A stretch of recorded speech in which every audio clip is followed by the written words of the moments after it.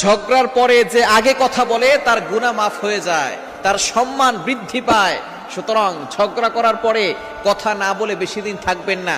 একসাথে থাকলে কথা কাটাকাটি হবে, ঝগড়া হবে, কিন্তু যে আগে কথা বলে অনেকে তাকে ছোট মনে করে, অনেকে তাকে বলে যে তোমার লজ্জা শরম নাই।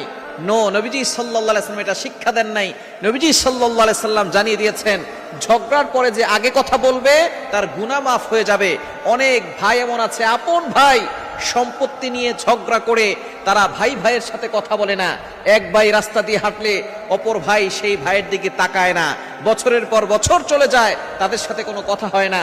আমার এই ওয়াজ যদি আপনার কানে যায়, আপনি আজকে থেকে প্রতিজ্ঞা করবেন একদিন আল্লাহর কাছে দাঁড়াতে হবে, এই দুনিয়া ছেড়ে চলে যেতে হবে। যদি দুনিয়া থেকে চলে না যান তাহলে আমার শোনার কোনো দরকার নাই। যদি দুনিয়া থেকে চলে যান তাহলে অবশ্যই আপনি শুনবেন।